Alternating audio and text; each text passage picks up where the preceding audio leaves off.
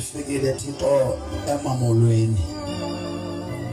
Kudala Thixo sithandaza ngale ndawo. Lo mzuzu Thixo olusuku elixesha. Kudala somandla silindile. Ndiyazi ba Thixo abantu bale ndawo baziqhelile intente. Ndiyazi ba Thixo abantu bale ndawo baqhelile Thixo ukuva abantu bethetha ngegama lakho. Akwaba Thixo ubungabatyhilela babone uba kuxeshani ukuze Thixo wam noza ngesiqhelo azi ba Thixo wam yenye into le yigugula le Thixo wam oyiqanileyo eMzantsi Afrika. Ibandla lakho Thixo elinye elingumzimba kaKristu Yesu. Ibandla Thixo lenkosikani oziqala lona somandla emhlabeni apho Nkosi bonke abangcwele beyirhemente engcwele kulo lonke ilizwe. In Jesus name, amen. Mandibulele ke bangcwele bona bakaThixo. Namhlanje inqabile abantu xa ndivula intente ndivule on a higher note. Phakathi kwethu kunomzalwana ongutshawe. Kunomzalwana ongutshawe ungconde. Ndiyacinga uba iziduko zakhe zonke ndiyazazi. Ndiyathanda abangcwele kunazisa uba ndimfumene kanjani lo mzalwana.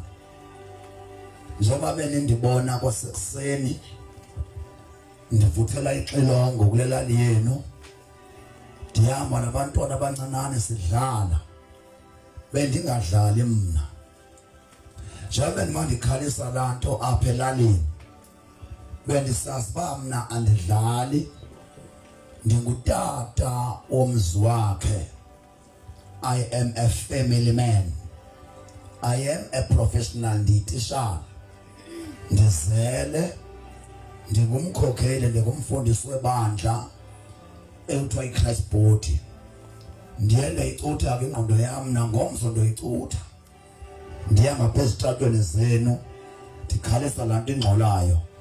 Ndonichazela uba yintoni le nto endiyenzayo.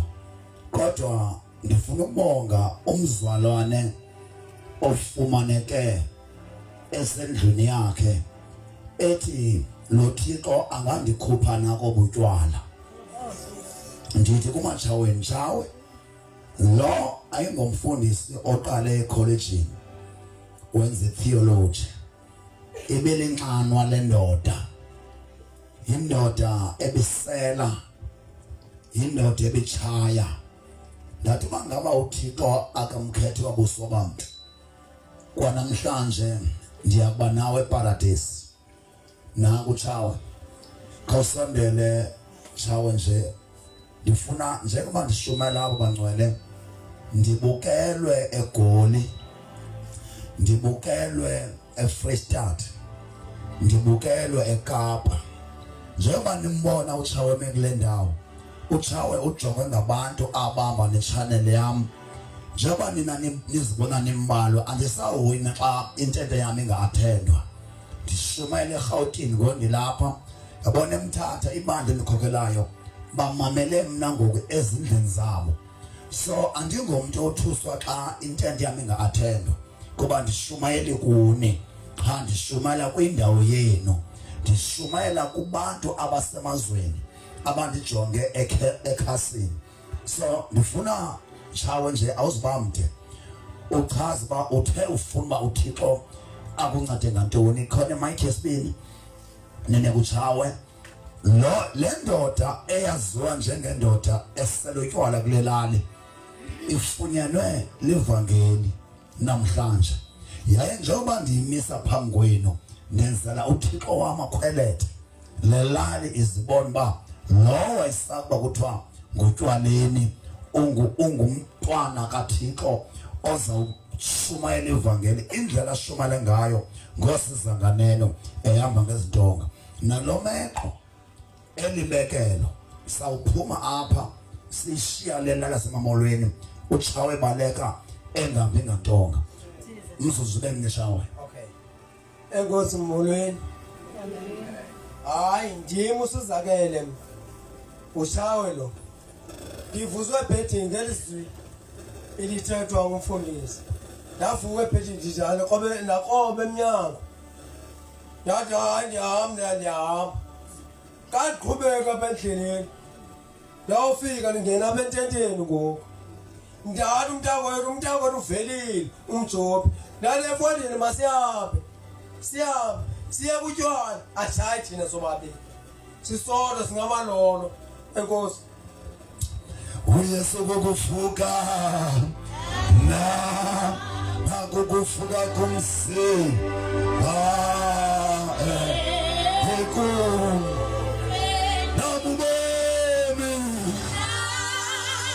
nabubemi obunguna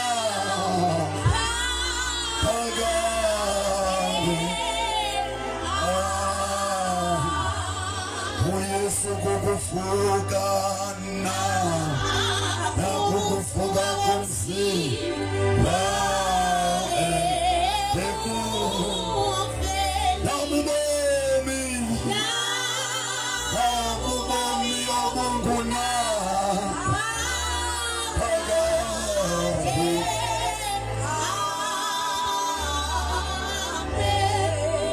Abesithandaza izolo ngalelani omnye wethu ozozothandaza apha ubhuvuthela uboniswe abantu balelali bevalelwe okwegusha ezinobhula.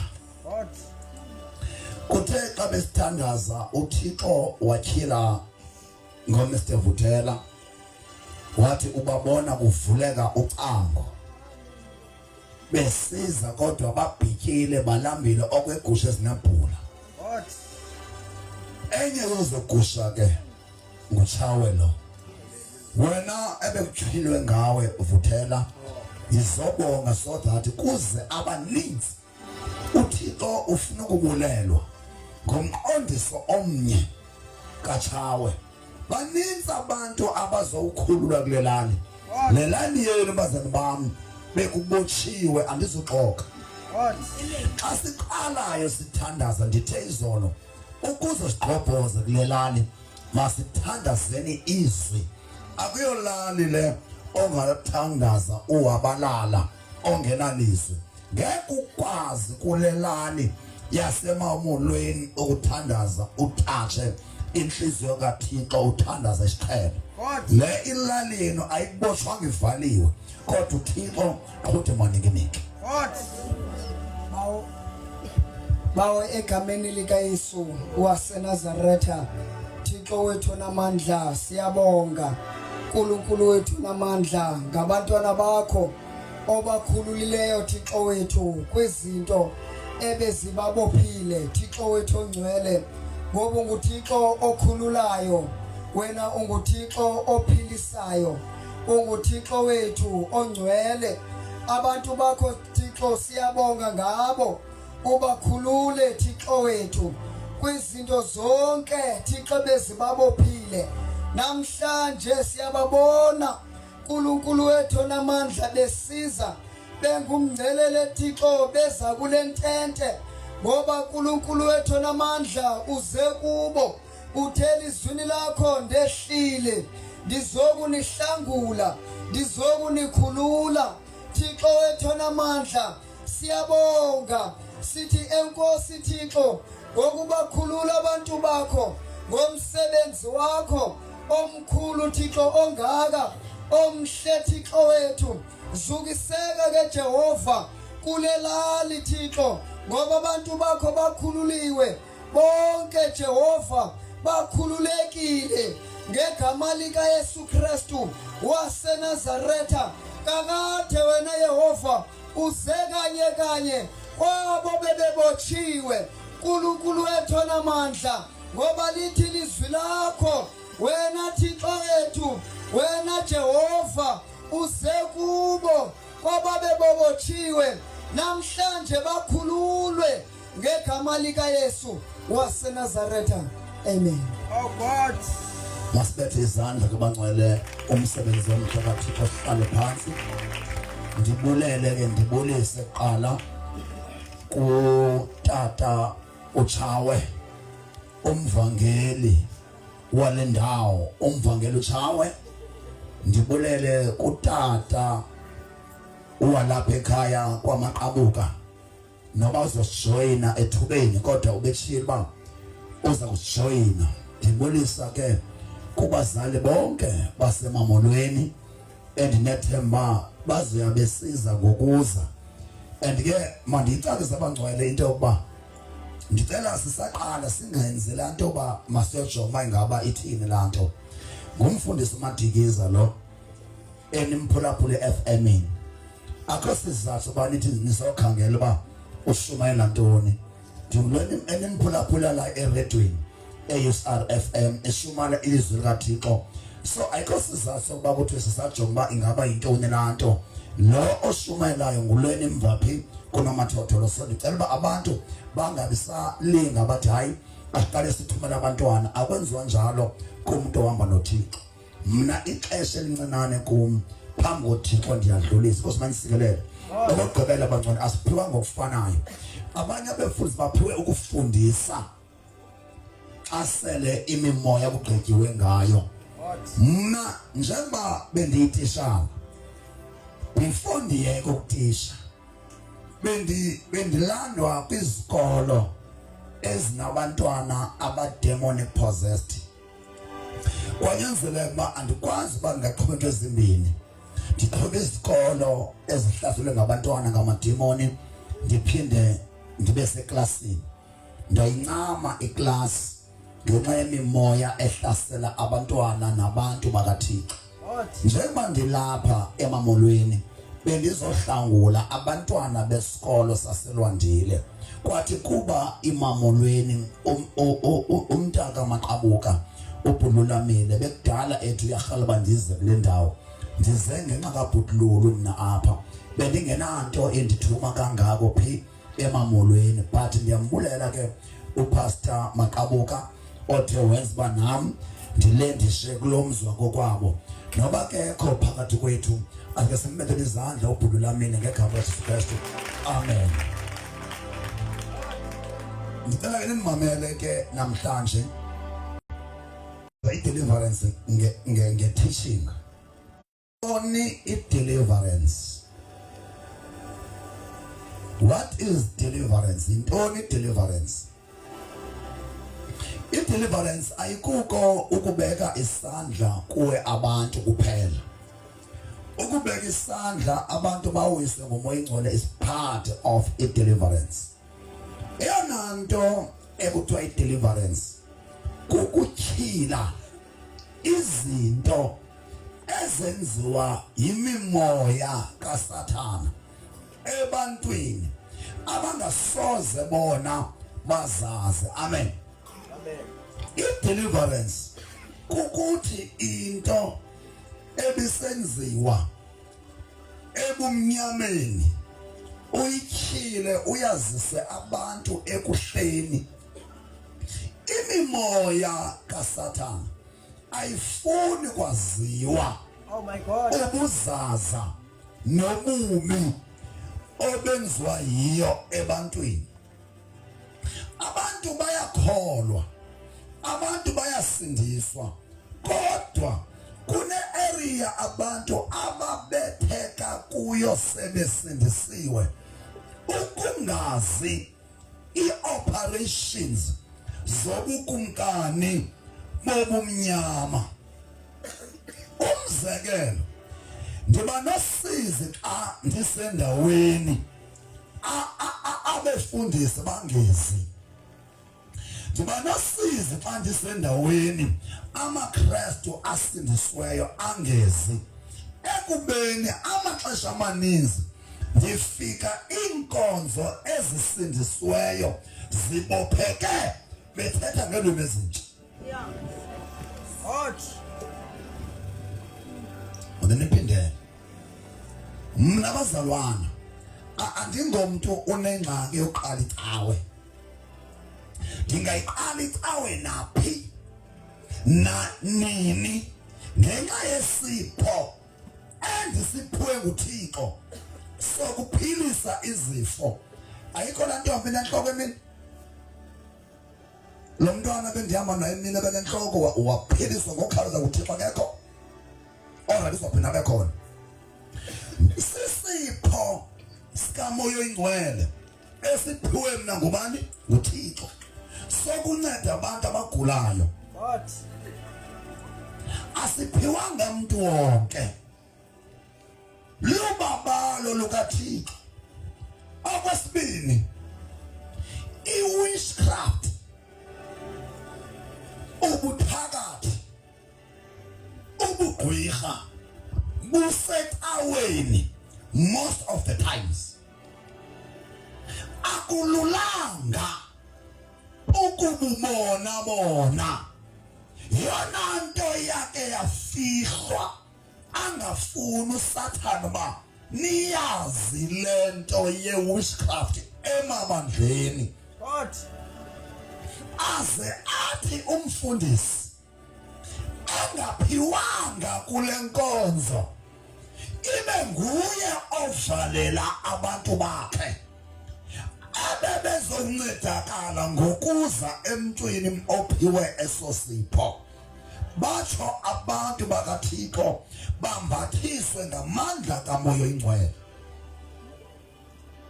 Eyona nto bazalwana ibandla elingekayiqondi, eyona nto ebalulekileyo xa ungumzalwana usindisiwe kukwembathiswa ngamandla kamoya oyingcwele. Ukuba ngumzalwana ukusindiswa ungambathiswanga ngamandla kamoya oyingcwele, insindiso yakho ayibinamandla kuba imimoya emdaka yenza yonke into efuna ukuyenza kuwe kodwa ube usindisiwe kuba ulikholwa elisindisiweyo elingenamandla. Oh God.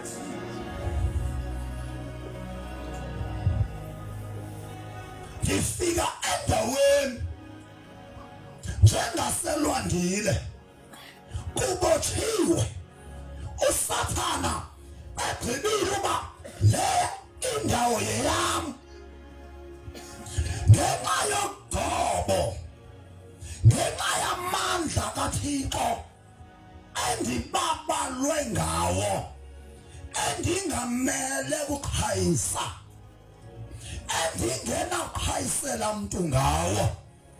Ndakufika esixekweni imimoya yendawo iyazi uba ungena uMadikiza. God.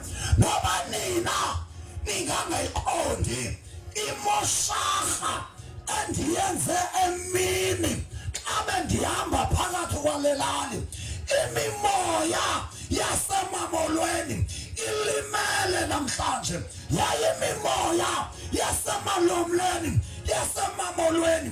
isaza kulimala as long le ntente isamile kwamaqabuka.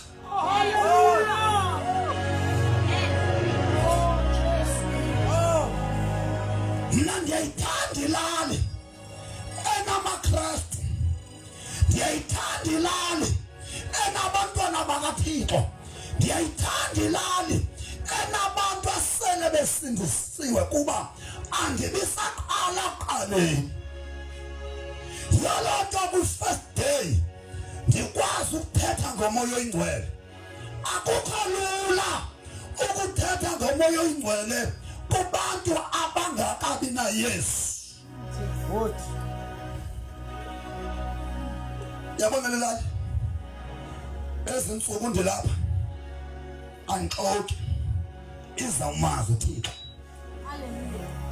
Babe kaSuthu itlanghamodimo. Amen. KaSesotho itlanghamodimo. Amen. Izawunuka uThixo. Amen. Ngesixhosa esivakalayo sizokwenza iMamolweni inuke uThixo kanye nawe Nkosi yami kanye nawe Nkosi yami wangihambe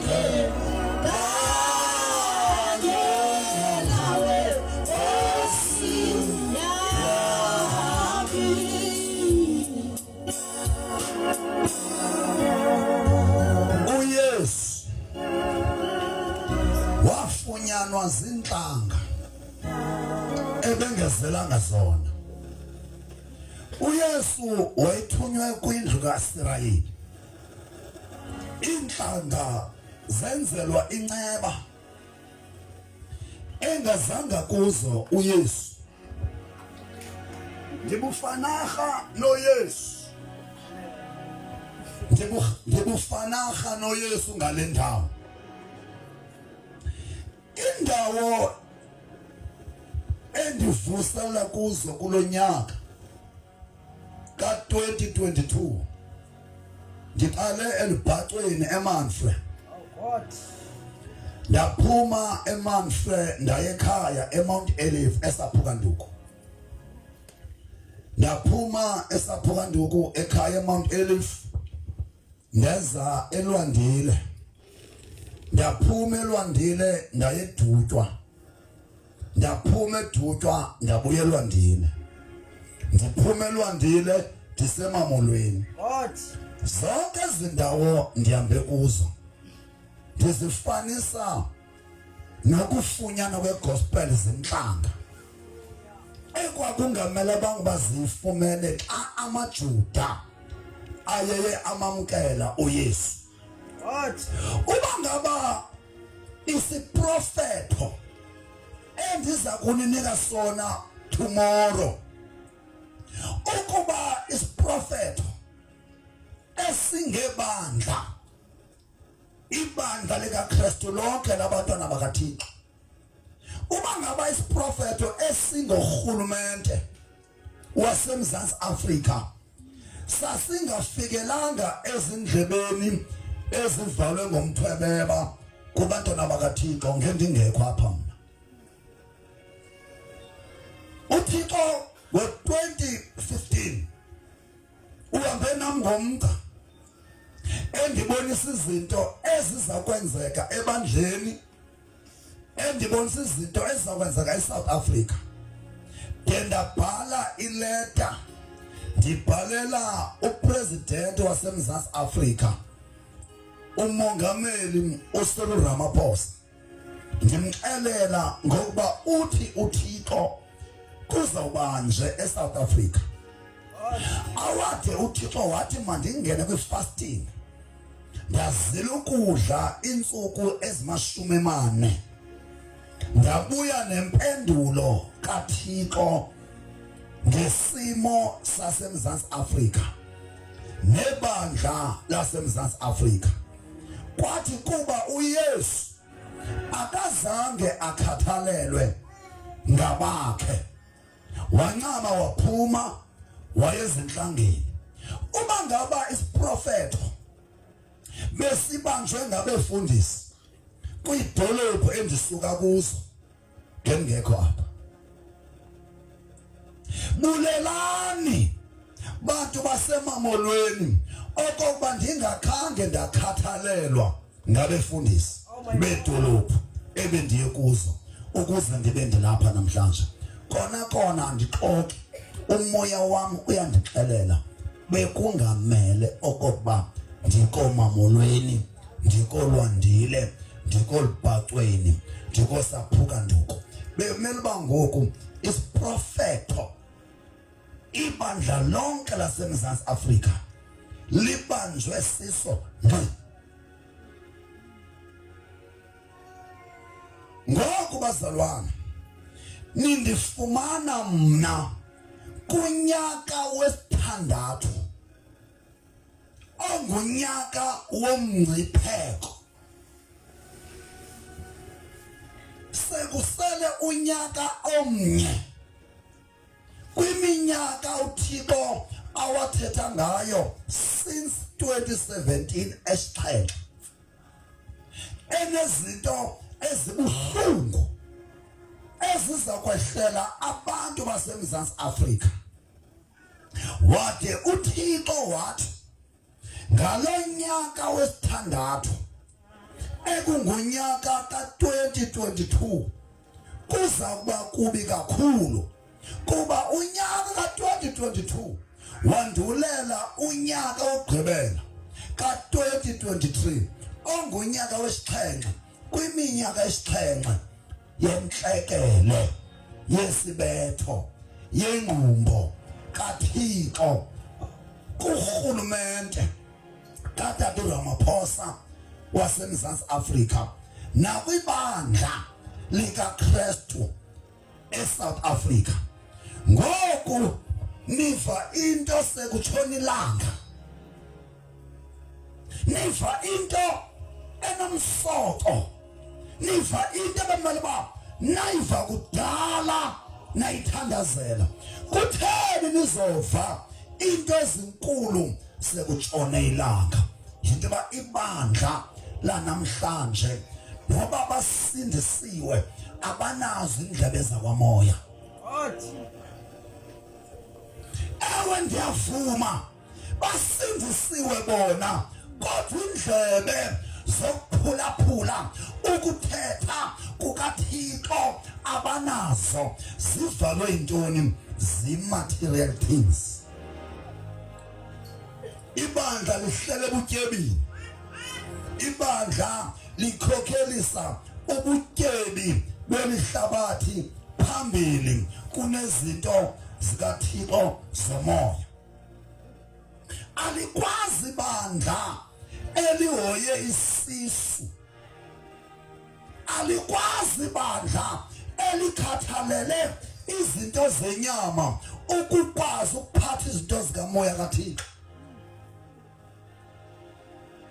As such, kubi ngoku eMzantsi Afrika nibonile abajonga kwethu social network, abantu abaphuma elusuthu bephethe izixhobo behamba ngekhumbi ezi-15 kuzohlaselwa i-South Africans by the foreigners. Kwividiyo ejikelezayo kunomntu onxityiswe imbumbulu uqala apha uyoqhina emzimbeni zimbumbulu zentlobo ngentlobo ezifakelwe impalalogazi eMzantsi Afrika by the foreigners. Njengoba nisothuka zizinto kwesi siprofeto ezathethwa ngokubewula kuboniswa abantu ububi obuza kwenzeka eMzantsi Afrika. Ethi uThixo thandazani hleze nisinde kobu bubi.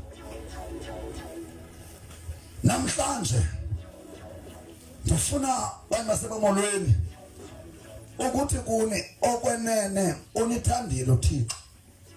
Andixoki, andingomntu bangcola nisiphakamisa ebemele useMamolweni ngangendlela urhulumente andidinga ngayo, ngangendlela amabandla amakhulu andidinga ngayo. Bekungamele uba ndiseMamolweni, and I'm not undermining indawo yenu, but kuthe ngokungakhathali bekungakhathali iinkokheli eziphethe amabandla, isiprofeto esi-affecta every Christian in South Africa.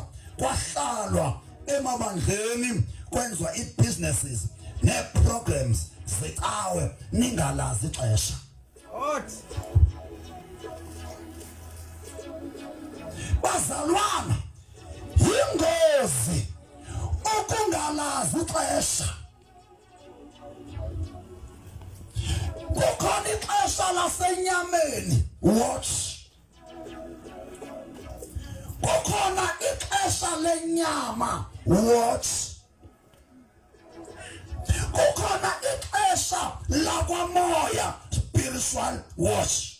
Hot. Ibandla lijonga kakhulu eliwash lenyama. Abantwana bakaThixo bakhathalele kakhulu lewash.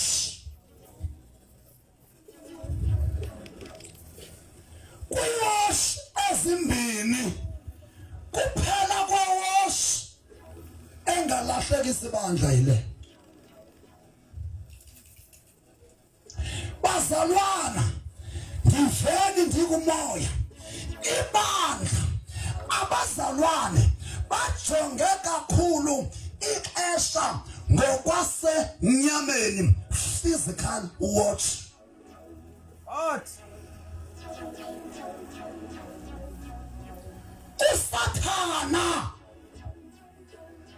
Usathana is ahead of us.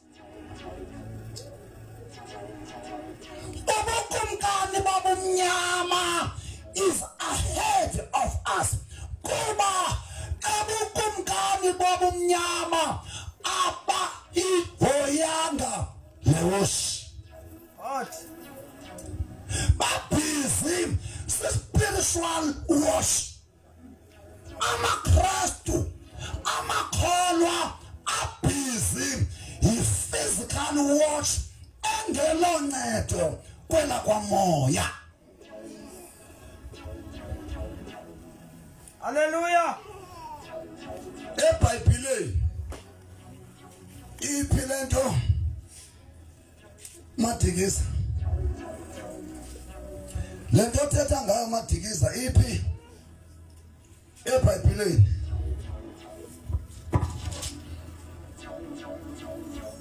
Nathi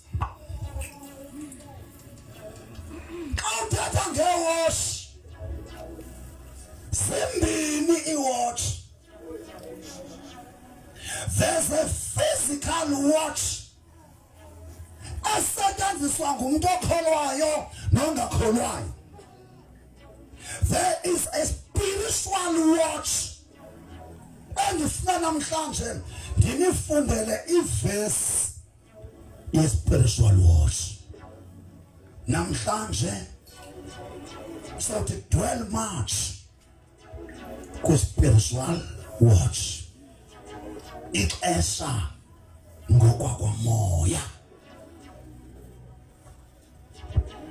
Uba kukhona into uSathana angafuni niyazi senisindisiwe.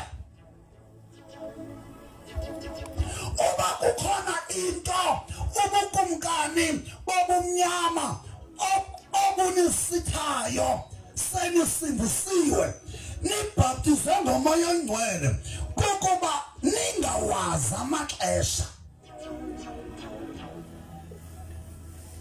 Ncwadi yeziKronike zokuqala chapter 12 verse 32 ethetha ngamaxesha.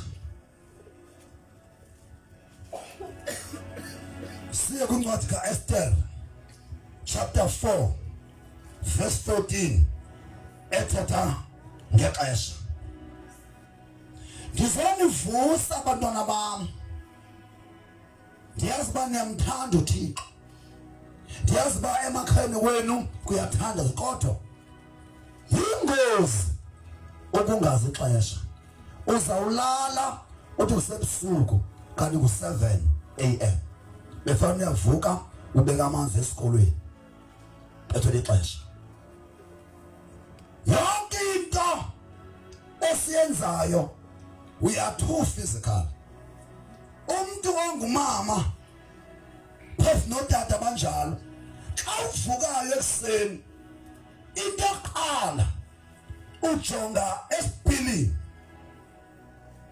ukhangela ubuhle bakho ukhangela intongo zakho uhambe uyohlamba ubuye uyesipilini uzijonga uba ndi-right nabantu ndiphume ndiye ebantwini.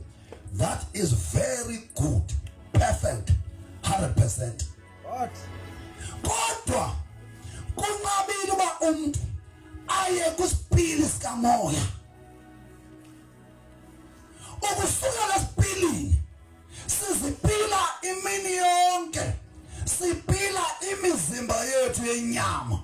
What about our spiritual bodies?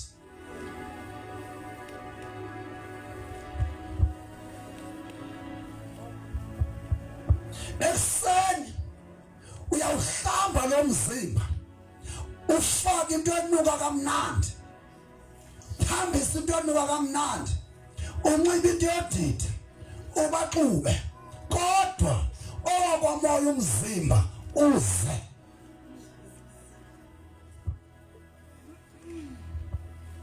bazalwana i-level yentsindiso ndisatsho ayikabiyo ezakulwa nobukumkani bobumnyama yoyise.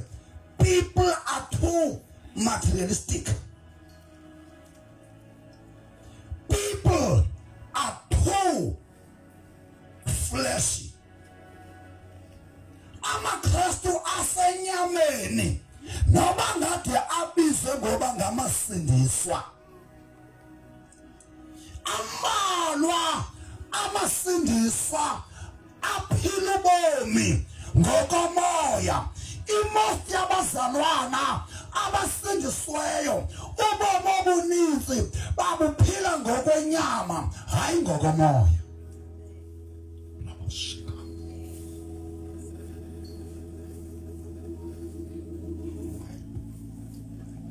Masiyenike abe omnye ngitshela ku-Esther chapter 4 verse 14 verse 32. First Chronicles is Chronicles zokuqala chapter 12 sithetha ngexesha sithetha ngesizini sithetha ngeperiod kaThixo. Verse 32 konyana baka Isakare abawaziyo abaqondayo amaxesha sithi ngabazalwana abangonyama baka Isakare kweli lethu ixesha.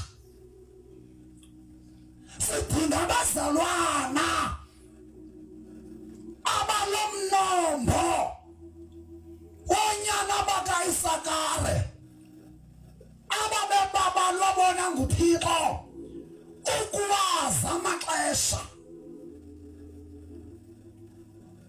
Konyana baka Isakare abawaziyo abawaqondayo amaxesha ukwazela ange ekwenza amaSirayeli bamekanike susa la ndawo ethi amaSirayeli ufake ibandla. Manophinde kule Bible andishumayele kumaSirayeli mina ngoku andikwazi kushiya ilizwi lilengalenga. Ubangaba ndibhekisa kuni manditshintshe igama elithi amaSirayeli ndithi ibandla.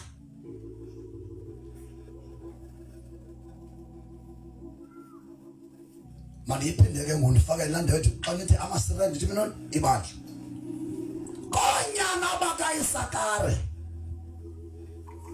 abawaziyo abawaqondayo amaxesha ukwazela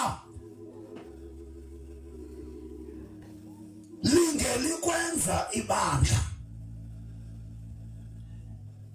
Konyana baka Isakare abekumele bangoku abantwana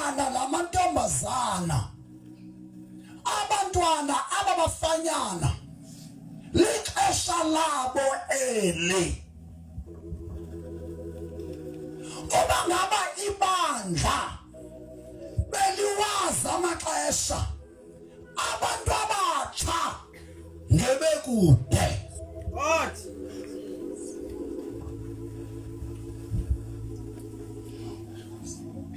Yintoni emangala ndithethe kanje?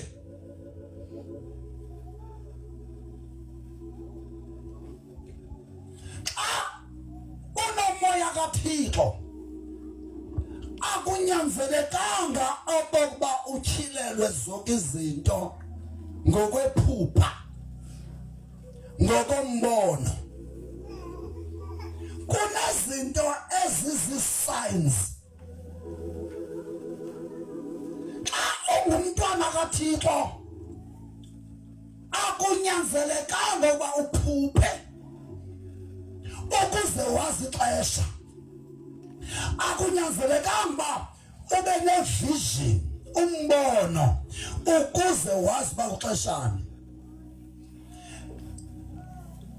Ezinye izinto zexesha uzibona nge-signs, uzibona ngemiqondisi. Ndityhilelwe na okokuba lixesha labantu abasha eli? Hayi, ndibona i-sign.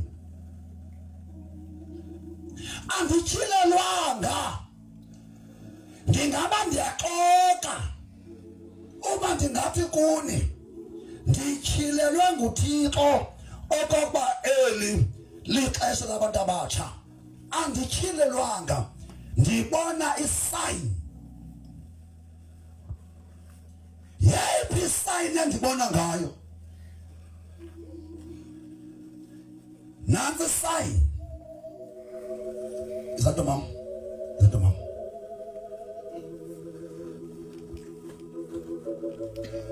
Hlala bantu mama, Mntomtsha lithi. Isanomnye. Isatombe olinxiba Nike. Siba kuvala Nike yakho pha TV. Kaloku ndizobona TV. Wena niyabona TV ngoba ndingabona ngentela. Funa babone bathini Mamolweni inxiba Nike. Hayi lidliwe abantu Mamolweni apha bayizolala ingcamezi. Bathe qabo maqabo. Jongan. This is a sign. Down the bonus. Jonga. Abantu abatsha andidinga ukubatyhilelwa. Ndibona i-sign. Bubukumkani bobumnyama obu. Bubukumkani bokhanyo obu. The kingdom of Christ, the kingdom of the light, the kingdom of God. This is the kingdom of darkness, the kingdom of devil, the kingdom of Satan. Bubukumkani bobumnyama. My God. Once ubone abantu abatsha besetywaleni ngobuninzi. Once ubone abantu abatsha besifa ngobuninzi kwi-taverns, that is a sign. Once abantu abatsha babe baninzi etywaleni, bebancinane bafele etywaleni, kwiziyobisi, bafele kwi-drugs ngobuninzi babo, that is in the spirit a sign. God. Njengoba eSouth Africa isuke yayifashion into yokusela kwentsana, njengoba eMzantsi Afrika sela abantwana babantu befile etavern, i-social network uyibone ijoke kwasebantwaneni, kujikeleze into ethi hayi bafile bona siyasela thina. Oh, Jesus.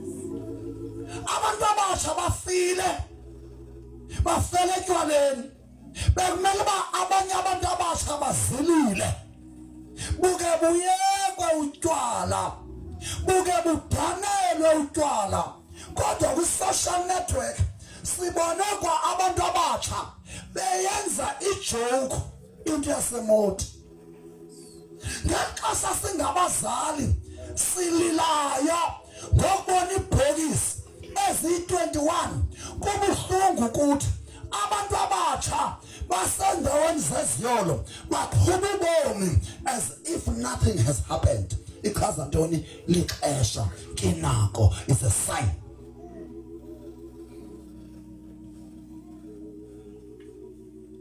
Abekho abantu abatsha abasecaweni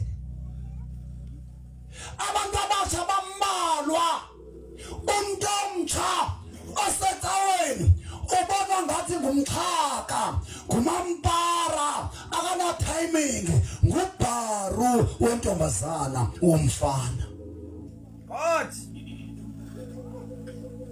yolento bathi sebesindisiwe babone ngathi akukho life ekusindisweni mababuyele kobukumkani bolonwabo bukaSathana.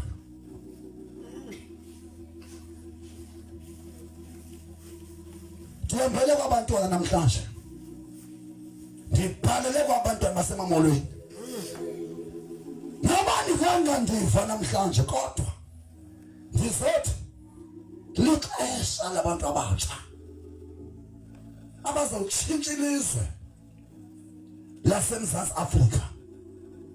Lixesha labantu abatsha abazokwenza njengabantu abatsha baka-1976 abadinwayo yi-Africans bathi mayibenye madoda aba abazudinwa yi-Africans bazodinwa kukusetyenziswa nguSathana ebenzisa izimanga izinto ezingamanyumnyezi ngemizimba yabo bazawudinwa hayi bazawudinwa nanku unyaka take my word hey nizawundikhumbula uDisemba ka-2022 akazufika lento ndishumayelayo ningayibonanga kuni.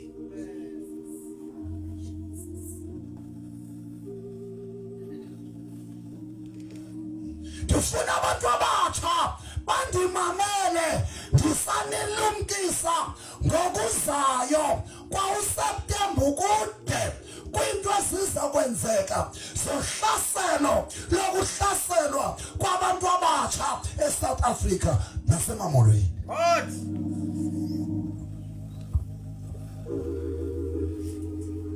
Lakela umhlaba. Ndihambela lapha kobukumkani yabana bami i-social network bana bami i-social network may be good but is bad. I-social network may be good but is bad.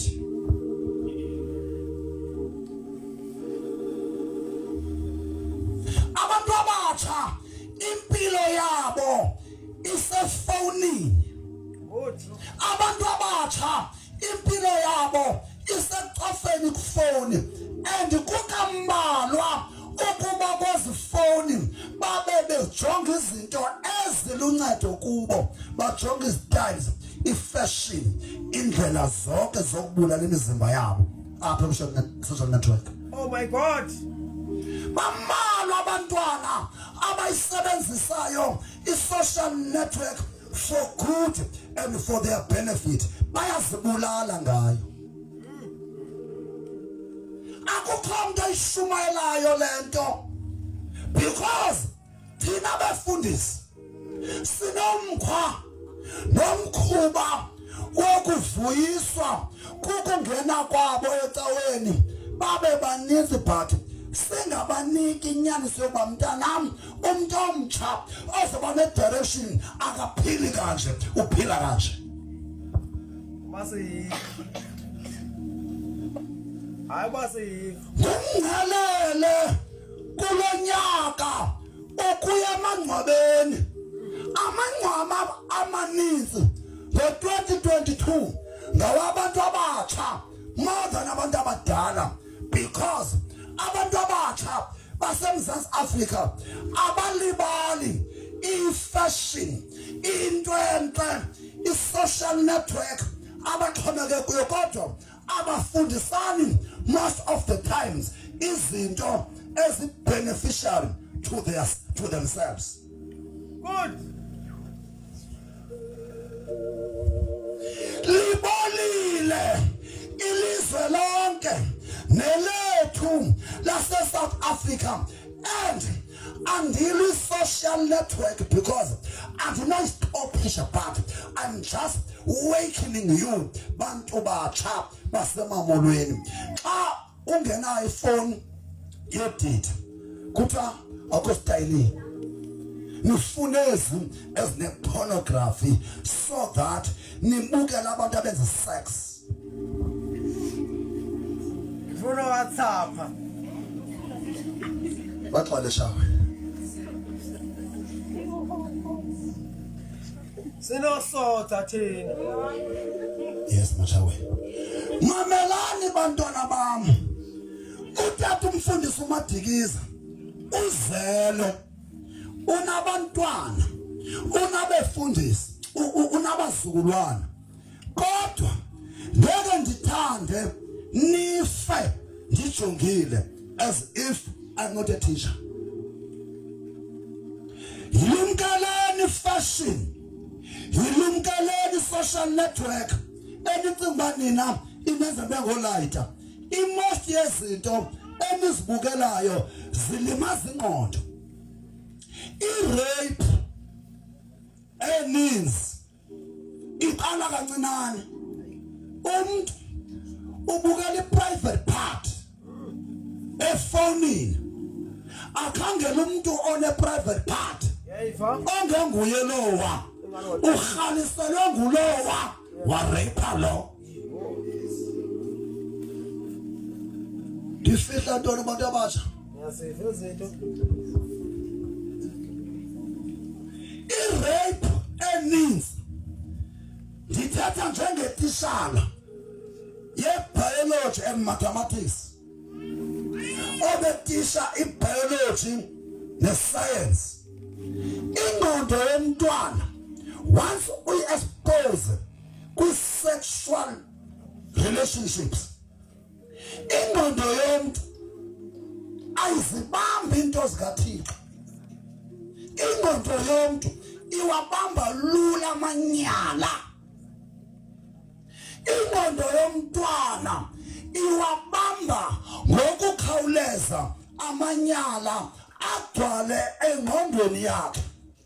Yakugcwala ingqondo yomntwana ngamanyala kufuneka la manyala ayokuwenza kuba agcwele engqondweni.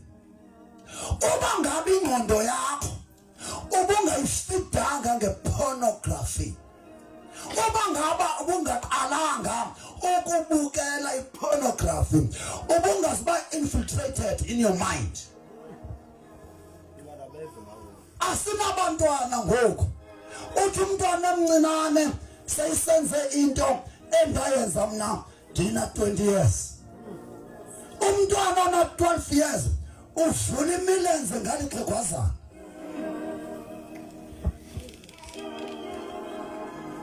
Ngenxa ye-social network umntwana omncinane ona 16 years ulala nenkwenkwe ngathi ngumuntu otshatileyo ayinike yonke into engafani inikwe umuntu ongatshatanga. Zonke i-styles ofuna uzipractice ziyingozi kuwe. Awulibali uclever, awulibali usisikhokho. Usengozini ndiyaxelela mna ndithi sha imind yomuntu yaziwa ndim. I've learned the mindset of a human being. Yingozi ukuzinxitha ngamanyala umncinane because ingqondo yakho will fluctuate emanyaleni uyorape.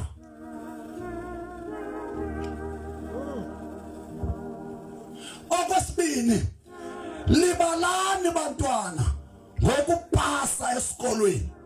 Ngeke uphelekise ingqondo enamanyala nengqondo enencwadi.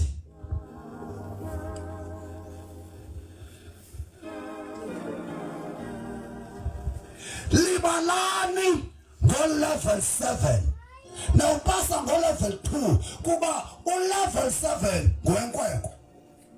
Ugude enkwenkweni, ugude ekujoleni, uphuwe eklasini. Level 2 eklasini, level 7 enkwenkweni. Good. Yiphinto ekugqibeleni ezamnceda yinkwenkwe na okanye imfundo. Mntanam usemncinane ndiphulaphule ukumitha usemncinane uzifaka engxakini. Mhla wamithayo uzise umuntu emhlabeni. You are responsible for what you have brought up in the land. Ubaba ngithwande ngamantombazana emva kwale ntshumayelo bendothi Thixo khawuncede umzimba wami ndingadlali ngawo. Babathwandi zezigeze ndiyababona usisa ngenza isho kubo sebenengqondo apha bayayazi into right kwengekho right. Nina nisaqhathwa nangabantu beguruguru. Usanikwa ilift iguruguru idriver iyokulala ngelift uvuyiswe kukuye engqeleni ungabhadalanga. What about your body obhadala ngayo? Manike namba. Uvuyiswa kokuba uzothengelwa i-airtime ye-55 rand emveni koko athi baby where are you uyokulala. Uyayibona?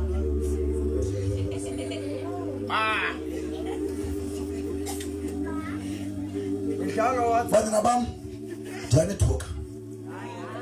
Umfuzi Madikiza yanithuka. Uyanisile. Umfuzi uthela kuba ndithi ngeke nize ngomso. Phezulu kule ntente kuthuka abantwana akushunyelwa Yesu. Kudala ndashumayela. Ngeke uthethe ngoMateyu kwaba. Ngeke uthethe ngendumiso kwaba abazukuva. Baxelele ngalento yabo bayithandayo ekwayingozi kwakubo. Ubalumkise umuntu ayenzeke ngokuthanda kwakhe. Usindile wena kuThixo. Oh my God. Waqala semncinane ukumkhonza uThixo wakhe. Ukumkhonza uThixo wakhe.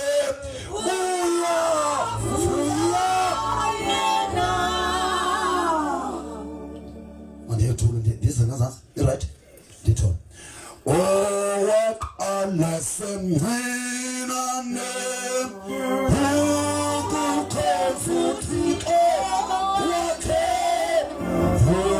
Ukumkhonza uThixo wakhe. Uyavuya yena. Fundisa abantwana mama uMaqabuka. Fundisa abantwana into enqabileyo. Sebesenza intenteni abantwana abacingelwa. I-level yokushumayela ivele abantu abadala. Baphuma abantwana bengazi ba intente ibanceda ngantoni at their youthfulness. Kodwa namhlanje eMamolweni bayathandwa abantwana. Hey, baze bathandwa abantu abatsha eMamolweni. Waqala semncinane ukumkhonza uThixo wakhe. Ukumkhonza uThixo wakhe. Uyavuya yena. Abantwana bam emva kwale ntshumayelo cela wonke umntwana athi Thixo Tata Madikiza uthetha kuwo ndiyaguquka. Laba mntanam ubusokuthona etshishe emakhwenkweni akukho nto ongenayijika xa uvinyanisa. Laba mfana wam ubusongena etshishe emantombazaneni akukho nto ongenakuyijika awuve inyaniso le inyaniso ezonceda wena waqala semncinane ukukhonzuthike wakhe ukukhonzuthike wakhe uyavuya yena usindile enzenjalo kwikathazo ezininzi kwikathazo ezininzi emhlabeni apha.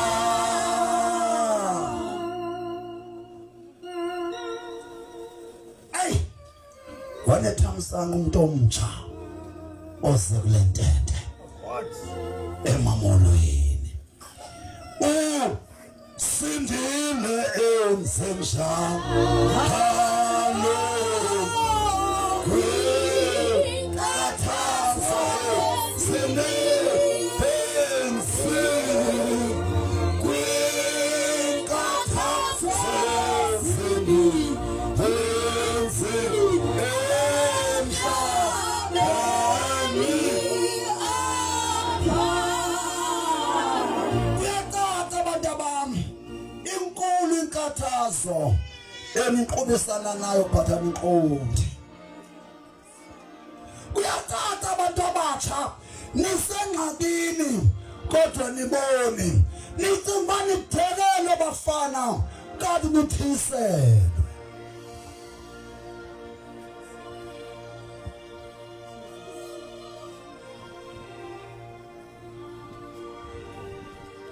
Awubona zantombi wena iza kusungubule manje ufuna babona abantu abandithini ngoku ke benifuna kuvela izinto ezinhle ya hayi izinhle nisho kuso bakho ngitho ezinye izinto uma nje ntwana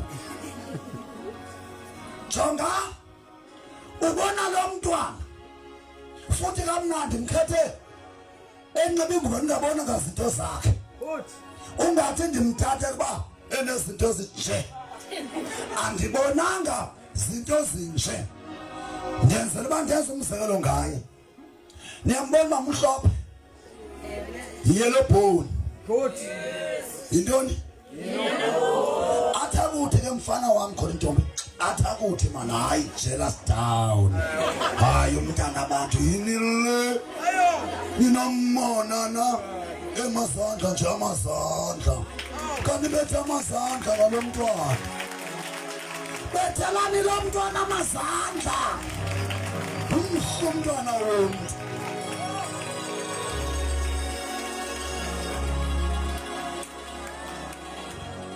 mamela ke mfana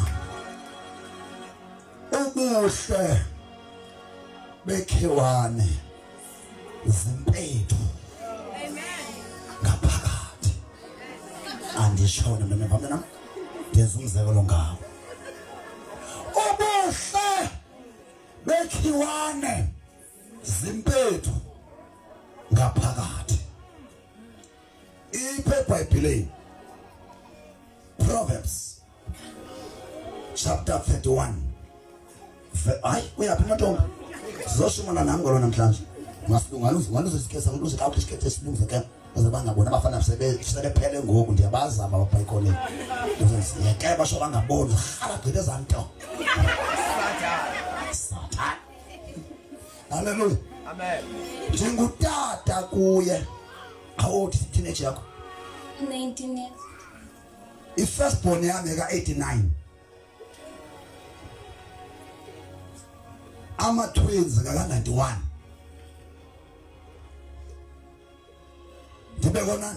ndinomntwana ka-95 noka-1998 noka-202 noka-2010 so ngumntwana lo that's why ndenza umzekelo ngaye ndikenaxhala siyavana. She's my daughter ndiyititshala cishe abantwana abaninzi esikolweni abadala kunayo bendilecturisha ecollege nditishana ezotisha abantu. Amen. Amen.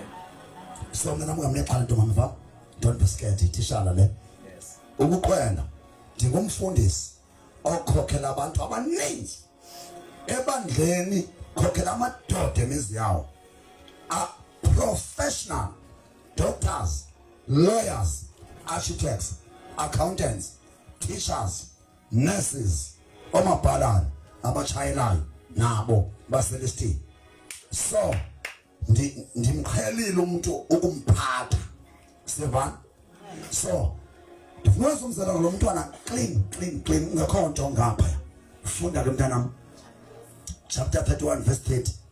Ndifundisa abantu abasha. I don't know why when ethem andifundise ngantanga uyanithanda nabantu bam. God bless you. Funda ke ningamkene nabantu bam Nike. Imizekeliso chapter 31 verse 30. Bubukoki ubuhle. Yima. Dithe iqhala lethi umuhle bekhiwane izimpethu ngaphakathi. Liqhalo lesixhosa eBhayibhelini likhona alisho ngolhlobo ubuhle bekhiwane izimpethu ngaphakathi. Thini iBhayibheli ngalonto? Bubukoki ubuhle Bafana ubuhle bubuxoki.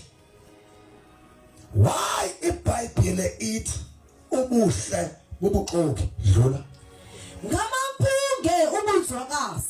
Ngamampunge ubunzwakazi.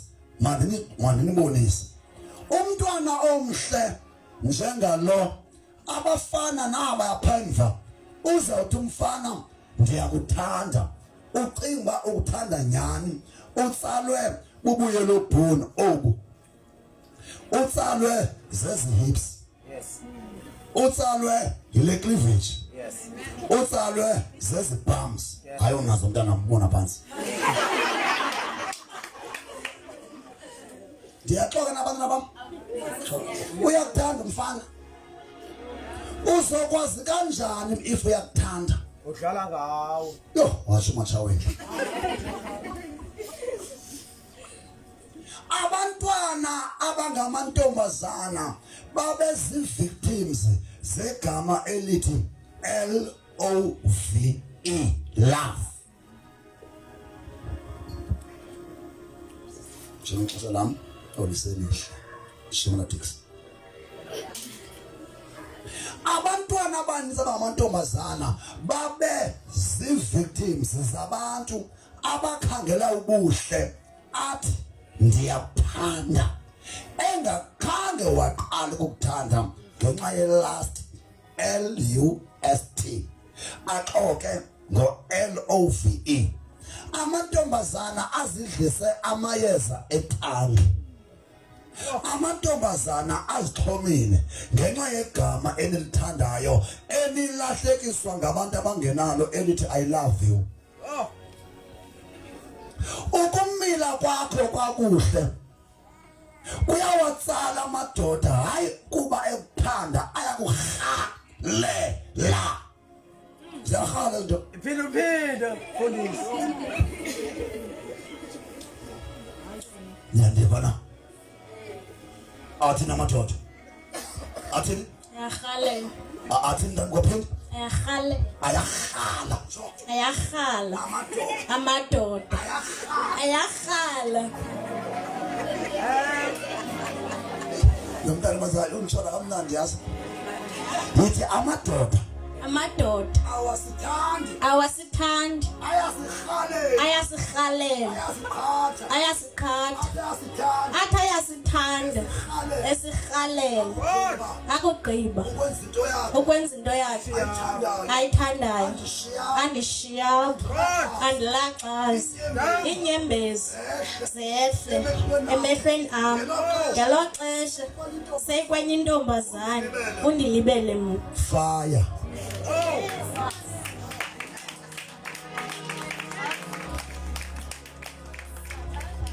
Satan.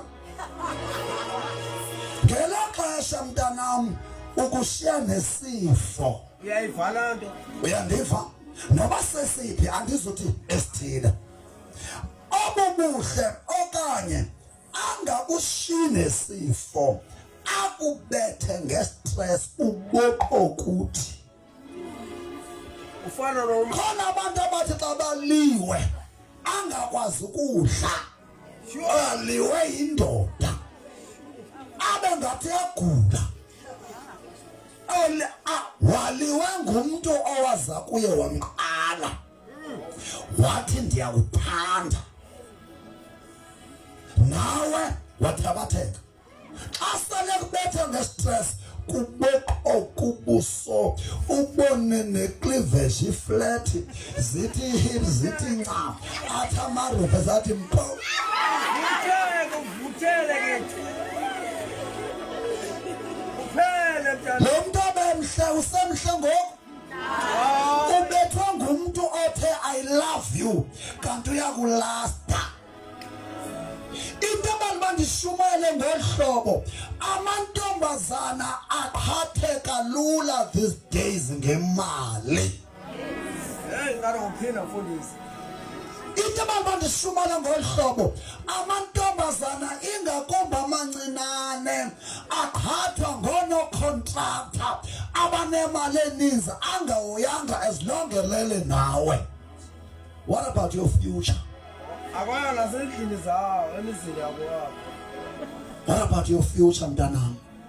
Nguno-contract le uwine ama-million etenda ukuxhaphaza just because wena uswele kokona niyahlupheka usebenzisa i-advantage yokuba wena uhlupheka enemali yonke kanti into ayifuna ukulala nawe akushiye nesifo akushiye nestress. Indoda yami nemoto iyaqhuba.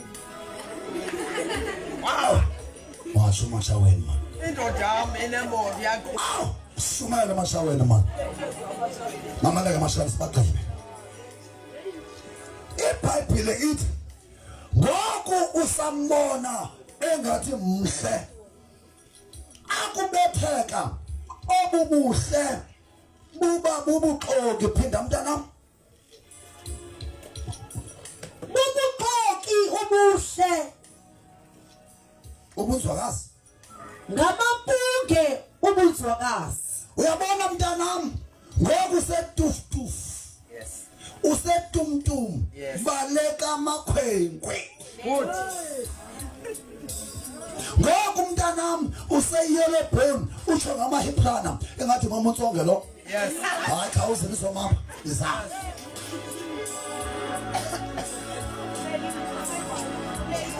oh shemlewe asasaba zizixesha lakhe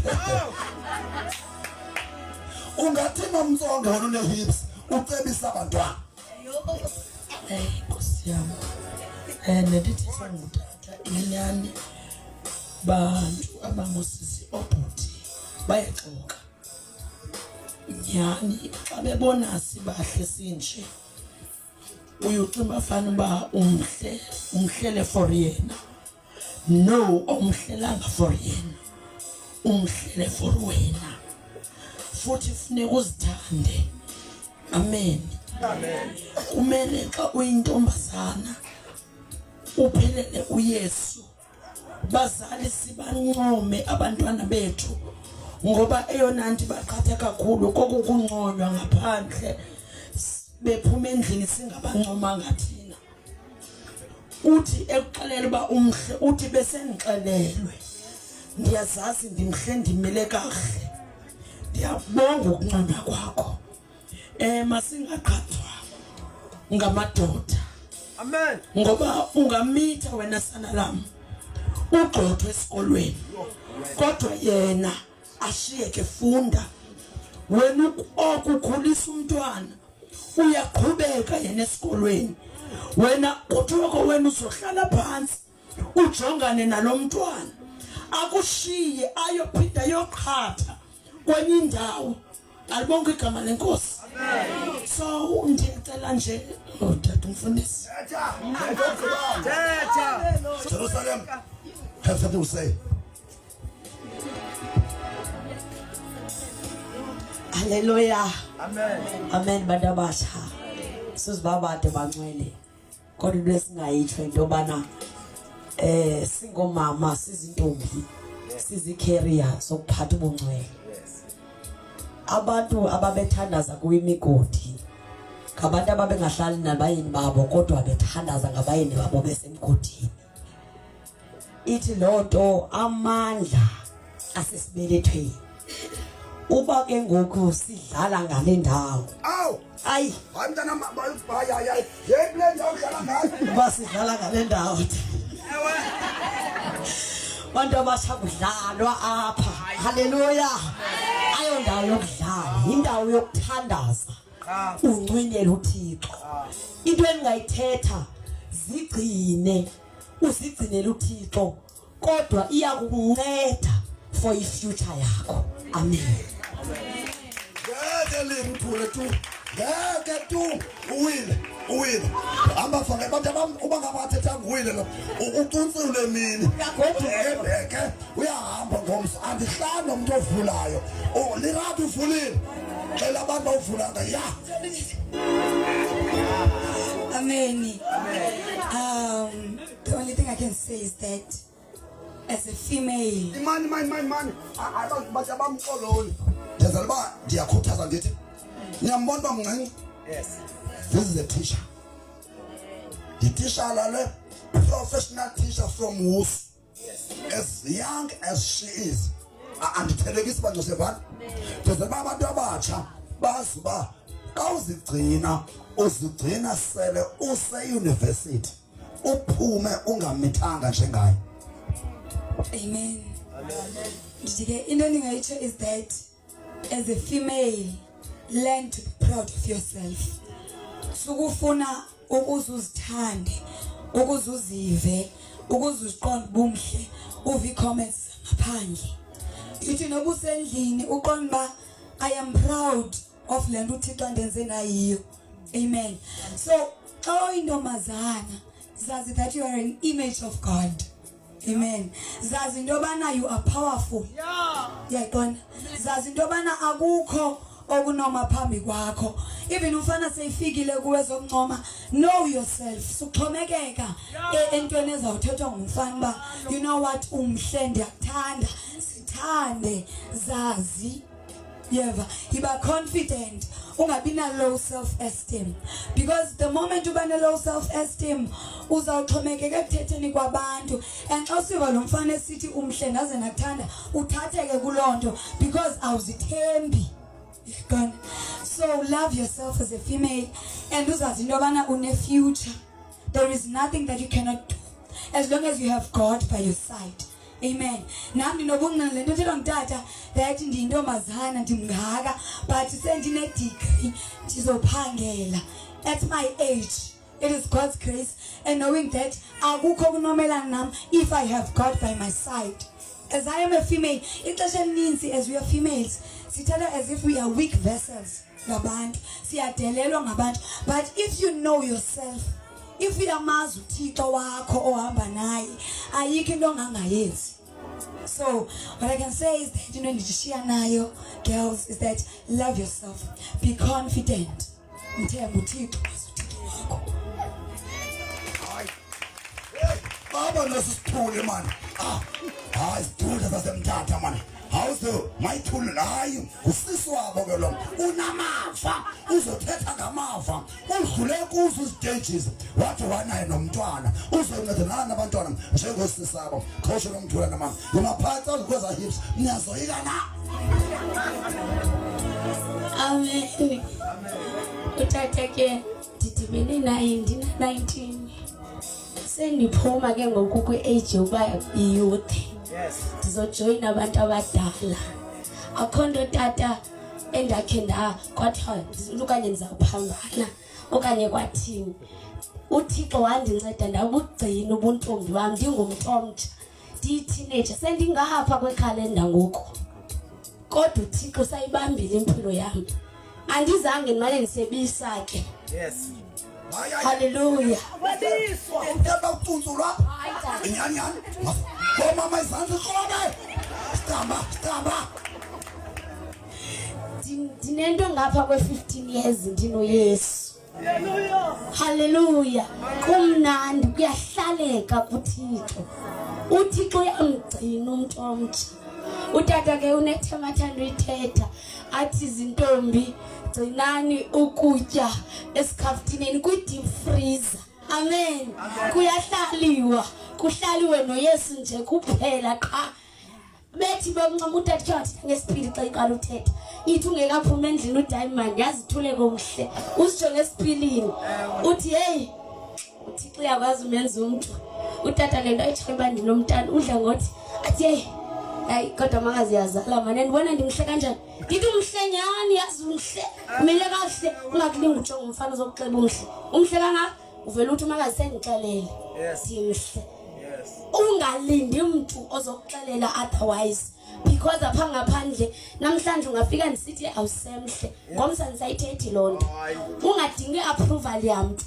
Uhlale nje kuThixo qha yena yedwa angaxutywa nanto.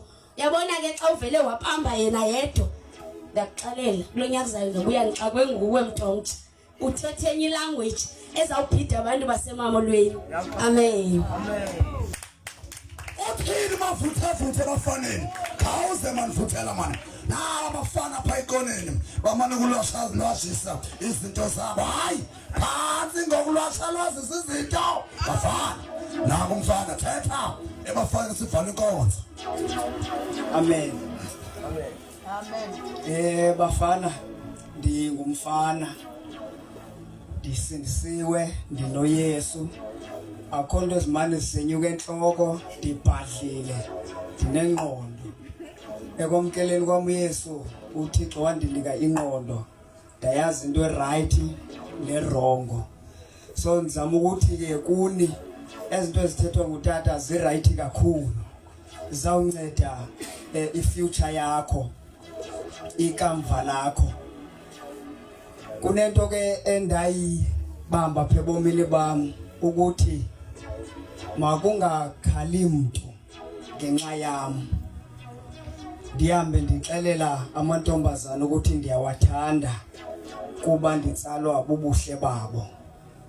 I-self control iyamgcina umfana xa emkele uYesu.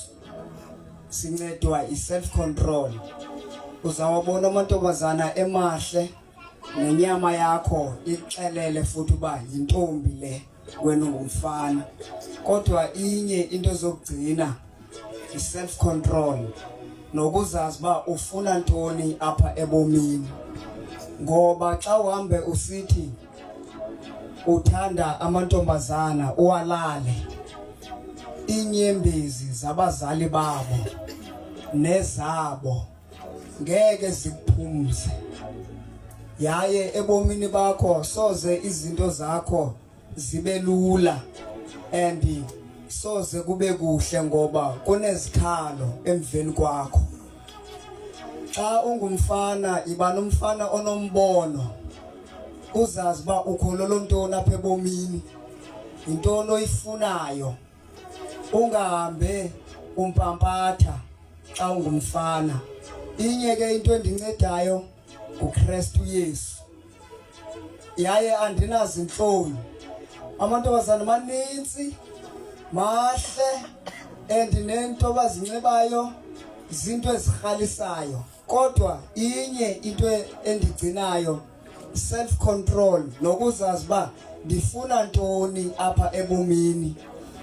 So nzama ukuthi ke noba bosuqalile as from today yeke lonto le ngoba kunabantu abalilayo emveni kwakho.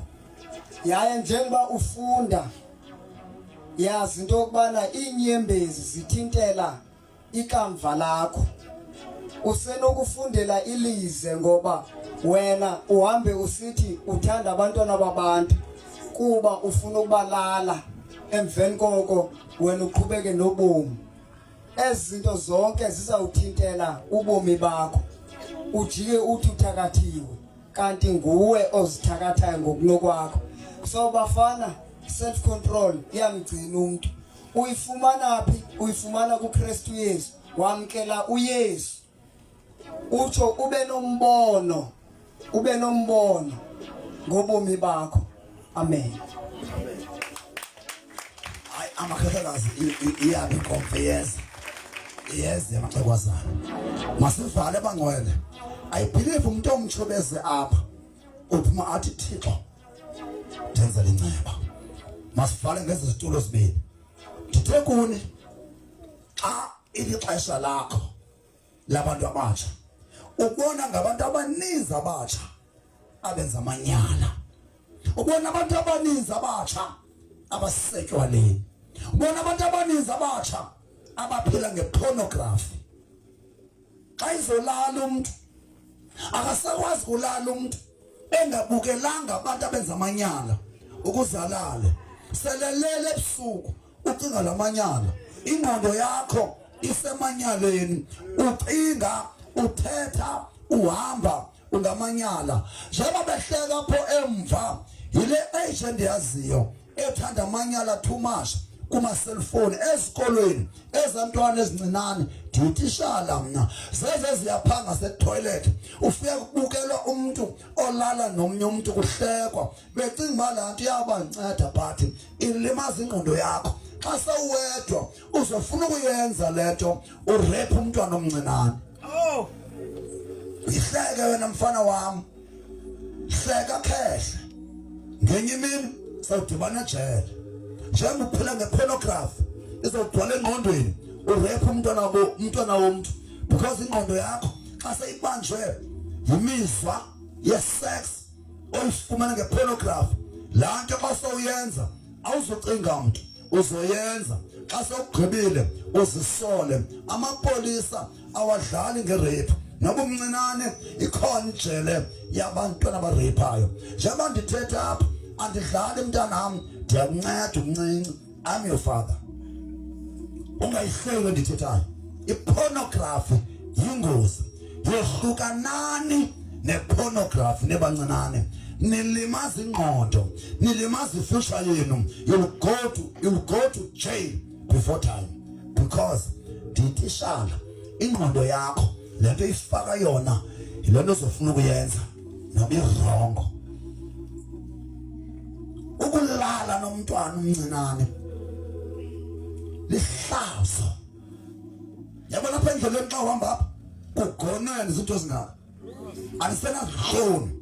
Nishiya indawo zokuzimela nifuna le ndawo ihamba imoto. Yonke le ndlela xa usuka uyelwandile uyotshona emngcibe phanga semahlahleni ngalamaxesha akuhambeki. Ngabantu abatsha of your age abenza amanyala kwindawo ehamba abantu abadala. Andazi ba yintoni xa wenza lonto ungayenza engqaqeni ufuna ukubona abantu abadala ucoach umntwana uncamisa umntwana but usafuna intsikelelo phambi kwabazali bakho. Yeke lento niyenzayo ayinisi ndawo inisa phi kwaNtshabalala. Nishoda ngoMadikiza ozonixelela so that uyazi inyaniso ufe uvile. Inkomo mayife itofile. Bepheka ebomini ndikuyalile ndakuxelela ndakubonisa at your own high risk ubetheke. OkaMadikiza umntwana ungamkhaleli apha andizanga kuzoqalekisa. Apha andizanga kuzohlekisa ngabantwana. Ndingumzali ndizofuna abantwana abasafuna uba nobomi bathi mfundisi ndiyaguquka ngenze ndingazi kwanamhlanje. Masivale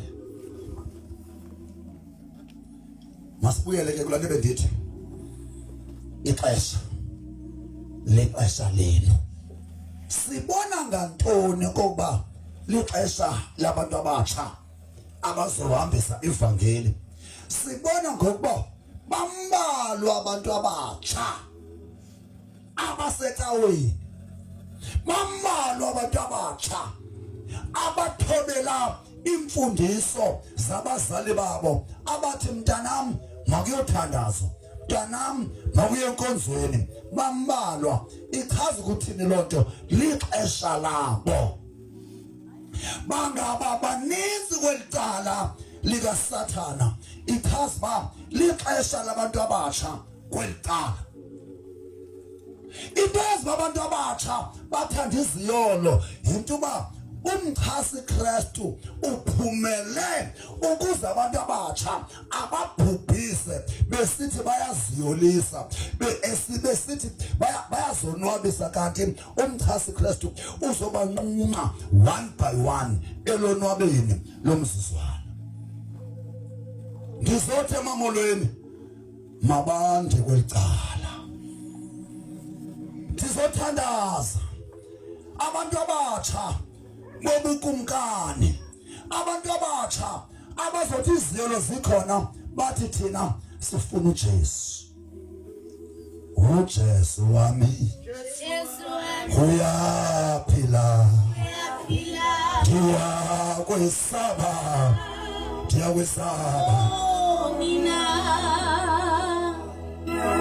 nansi ke mama xa sizovala konyana baka Isakare abawaziyo abaqondayo amaxesha ukwazela angekwenza amaSirayeli babengamakhulu amabini inhloko zabo. Mamela nasecaweni bamalwa abafundisi abazibaxeshani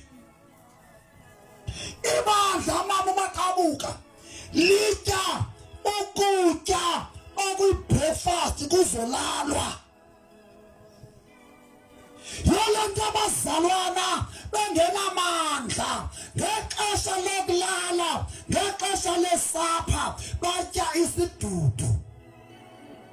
Yintoni lonto nishunyayezwa intshumayelo ezinintsontsisayo ubusuku bonke nihambisake because nishunyayezwa ngabantu abangazixesha.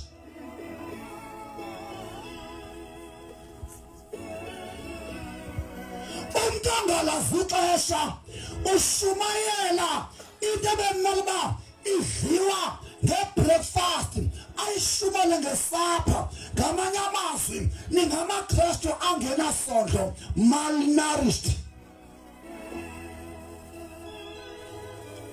Ngeke nimelane nemimoya yelali engaselwandle maMaqabuka ukuba anikho nourished, uba niki nourished food spiritually. Ngeke nimelane ne-marine spirits zale ndawo yenu. Le ndawo yenu is not an inland place. Amadimoni asemphatha aqala eMamolweni kuba amadimoni ahlala elwandle, amadimoni afuna ulwandle aphuma qala angene eMamolweni phambi koba aye eMthatha. Nina abantu abangaselwandle, nina abantu abaseMamolweni bekungamelanga banidlisa umcuku.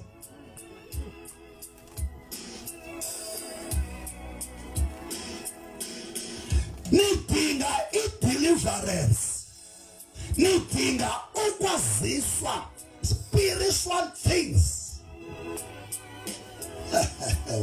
Madikiza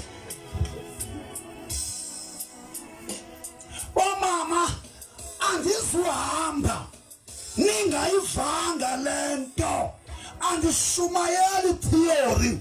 I theorize and put into practice as well.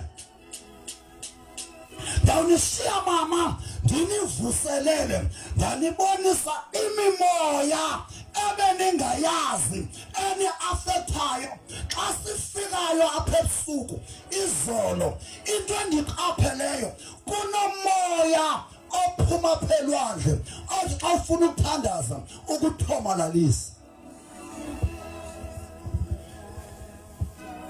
Sesovala sisokole apha izolo siqale ukuthandaza nge-9:30 kwayobetha u-12 sisilwa nemimoya yalelali elokuthandaza.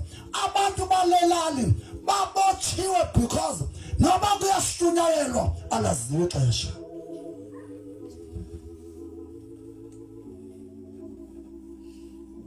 Ingozi yebandla elingazixesha umoya oyingcwele ngowexesha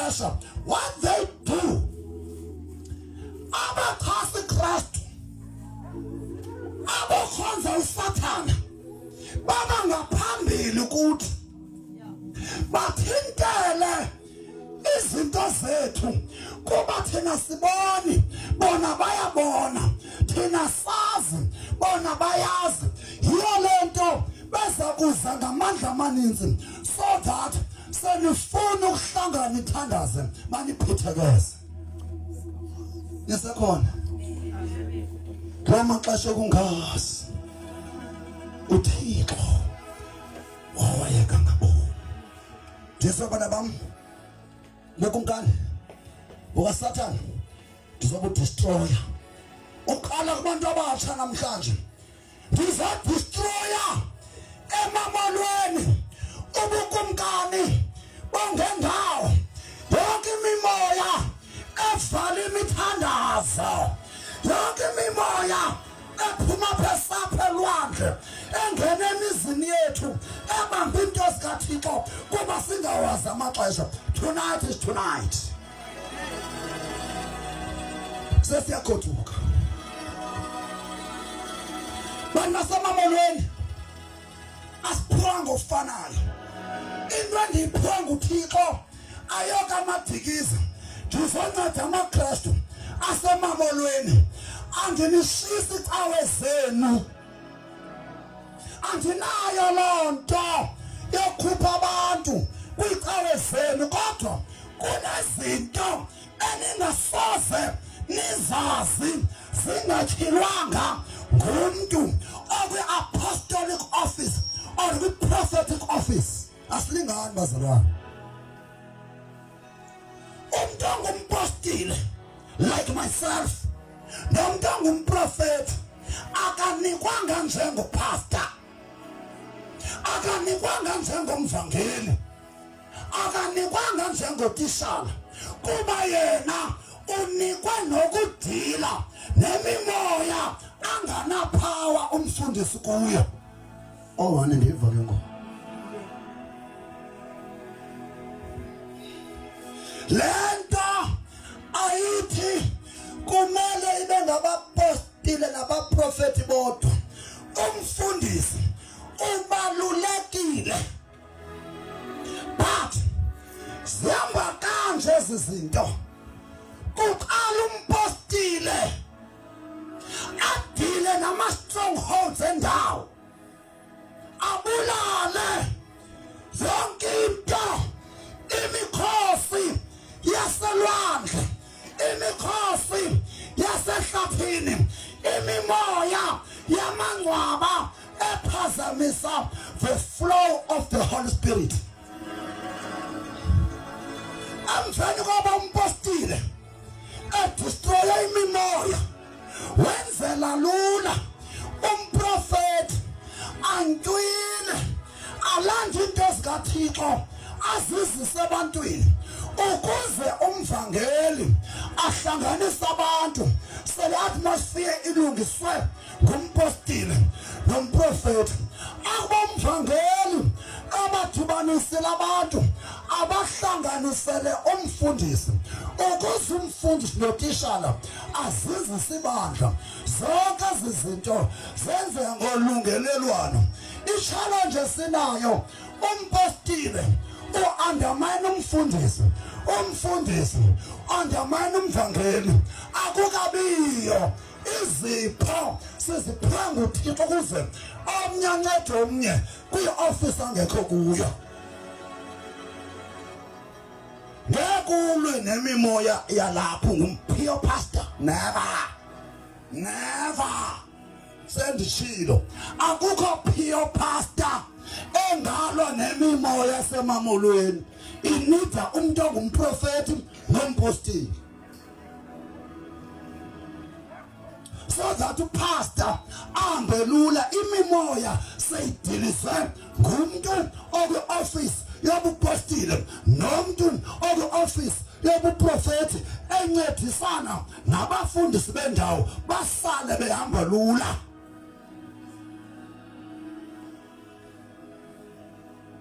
Indivamo injalo mama That's why ndifika kwilali zenu kunamabandla sendisobhat ugcwala amagqwirha ningawaboni.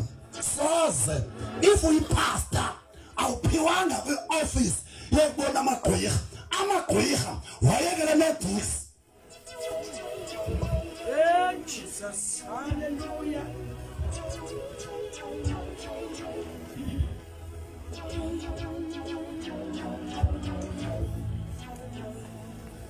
Nyange bantwini wayekelena Madikiza amagqwirha aninawudila nawo.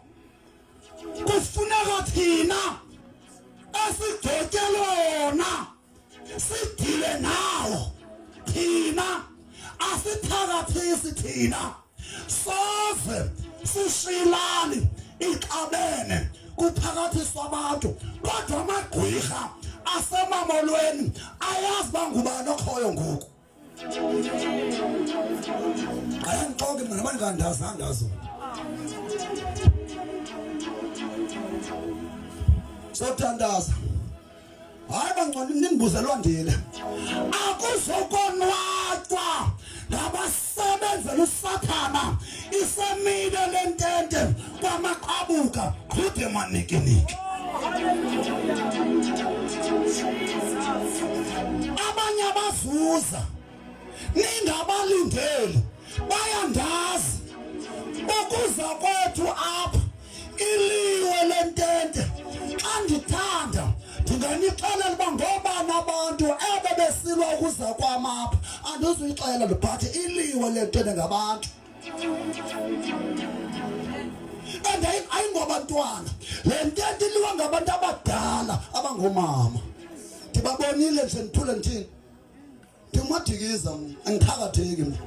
Tell them lo Madikiza lo I am untargetable.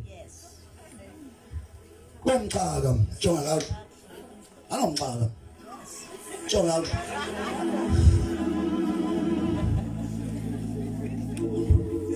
yinokulwa uThixo bomama basemamolweni yini banidenilwe noThixo kuzawucaca andihambi uThixo wami engabachilanga abantu abenza ngathi bakuyindlela kodwa bengekho kuyo.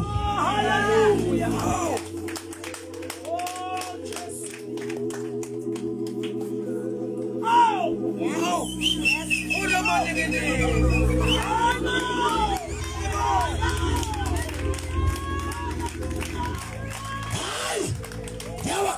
Challenge amagqwirha asemamolweni. Challenge salekhona uMadikiza salekhona uDikidiki.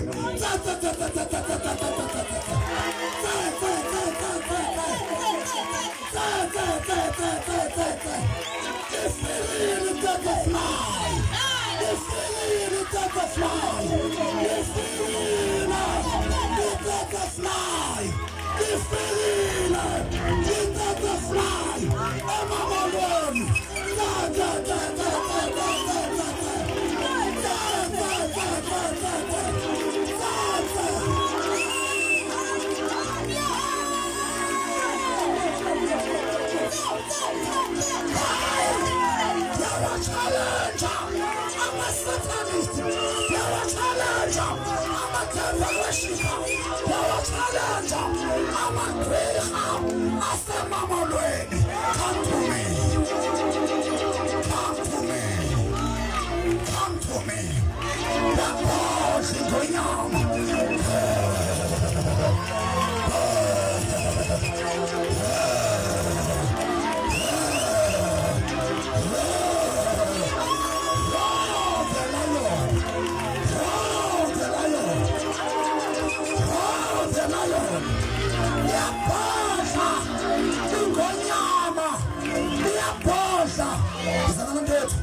Sanantethu sikhalise yaphosa ingonyama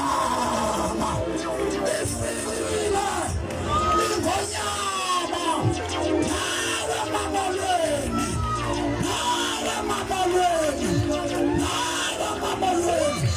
yaphosa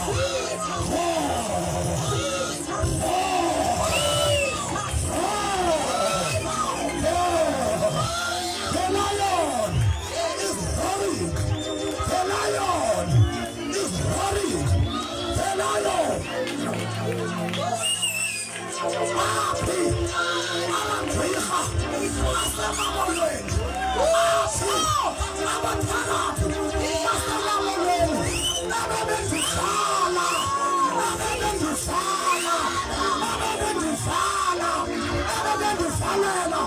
sesikhona Mamolweni sesikhona ngegama likaYesu sesifikile Mamolweni uthi amanini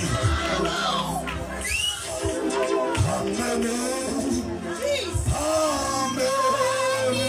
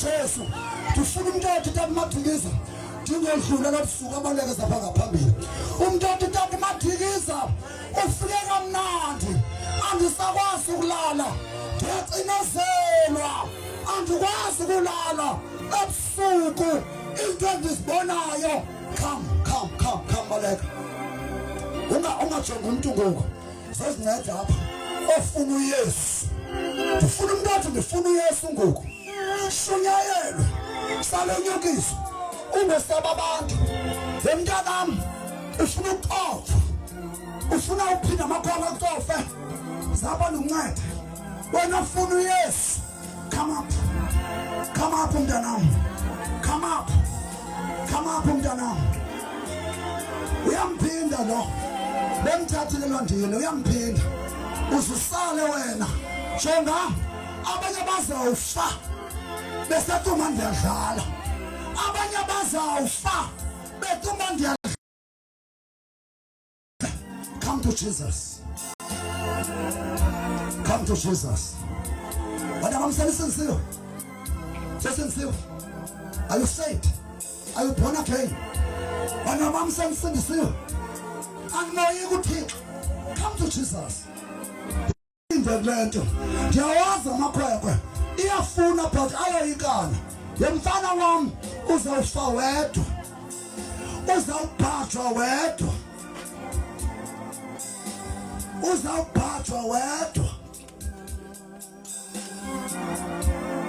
God ndiyobanceda jonga umfana wam uzincedile awungomxhaka zapha jongani ayingomxhaka lo ayingomxhaka njengoba kwangumxhaka jonga ezoncancana zenu na ndibuza ngenye imini njengoba ningamfuni uYesu ezoncancana zenu na yasibhedle nilila kuvuza qhubekani nezoncanca ningamfuni ezenqanqanqezi nami nje nama ninqanqa ngicela ngani angicabele inqanqa yakho manje ndiyayazi inqanqa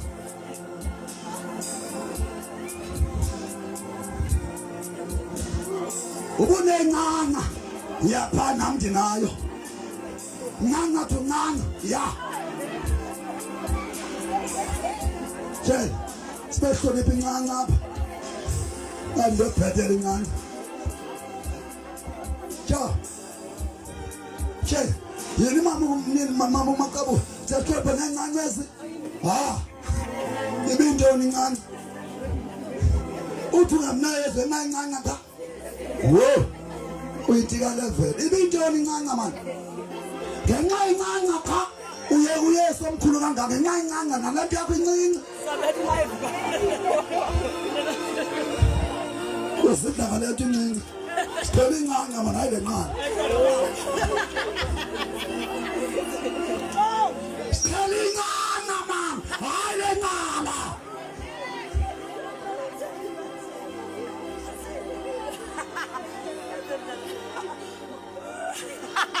yebazali jongani abantwana benze LO ibizwa ngegama inqanqa esikolweni kodwa kuba kusenteteni bathi bamahayi botata iLO ifundisa abantwana amanyala befundiswa itishala engena kwaYesu ngoku nansi itishala ime phambi kwabantwana enoYesu ithi ayazi inqanqa come to Jesus with your nqanqa come impilonto jonga siyawazi amashida nangoku ebengeke ezamashida ngenqanqa zawo ebengeke xhoma isandla zakho andizuzibiza engenazo bana bami ndibiza le ndinayo ngeke undive ndibuza intontoni yomntu engenasoze noba ndasiwa ecourt ndinayo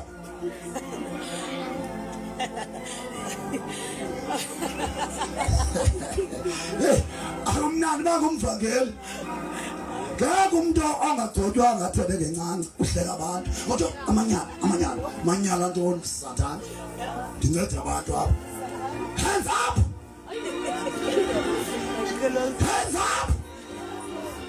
sandla phezulu uthi emveni kwami lebungcwele njengabasisi obathethe iyandisinda ngiyafuna kona ukukuthobela Thixo kodwa nokuthakathaka inyama yami iyandoyisa ndifuna ukwenza okuhle isuke inyama yami le indenzise bubi namhlanje xhoma izandla zami ndisisoyiseki namhlanje zicime ngelegazi lakho elinqabileyo elinamandla undenze umntwana wakho wakamadimoni aphumelanga umoya wefish ebezimemezi ebezindi